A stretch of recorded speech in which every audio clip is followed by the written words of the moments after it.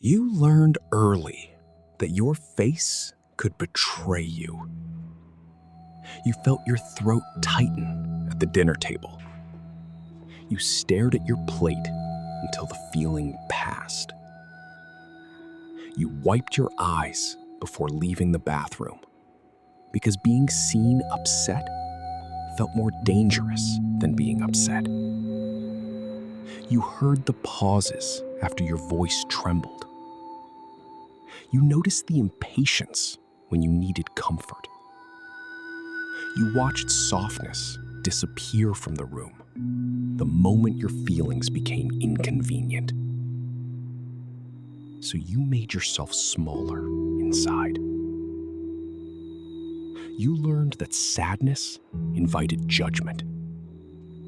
Fear invited embarrassment. Need invited distance. No one had to say it every time. Your body remembered the look. And how were you supposed to trust your own emotions when every emotion made you feel weak? You became difficult to read because being readable had consequences. You answered quickly when someone asked whether you were fine. You laughed before anyone could mistake your silence for hurt. You turned disappointment into sarcasm. You turned fear into preparation. You turned grief into tiredness. You learned to describe everything except what you felt. You could explain what happened. You could explain what needed to be done. You could explain why everyone else behaved the way they did. But your own inner world became harder to name. Not because nothing was there, because every feeling had to pass through the question of whether it was acceptable. You were never empty. You adapted by becoming unreadable enough to remain safe. The emotions did not disappear. They moved into your body. Your jaw stayed tight after conversations ended.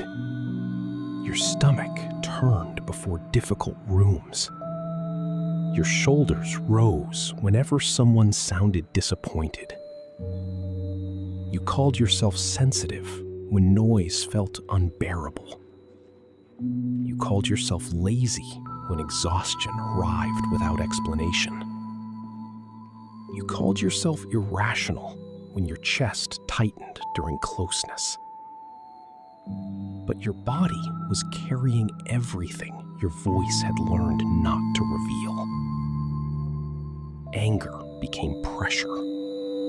Fear became vigilance. Grief became numbness. You did not fail to control yourself. You became skilled at containing what had nowhere safe to go. The weakness was never the emotion. The adaptation was having to survive it alone. You began to mistrust softness. Comfort felt exposing. Tenderness made you aware of everything you had hidden. Being cared for could feel more unsettling than being left alone. You knew how to survive distance. You did not know what to do when someone stayed. You might pull away before your feelings became visible. You might become cold when closeness mattered most of all. You might dismiss your own hurt before anyone else could dismiss it. Need still felt like weakness, so you tried to become self-contained. But the more you refused to need, the more every unspoken need followed you. Into love, into conflict, into silence. You did not stop feeling. You learned to abandon the feeling before anyone could abandon you for having it. Beneath the control was grief. Grief for every moment you needed comfort and corrected yourself instead.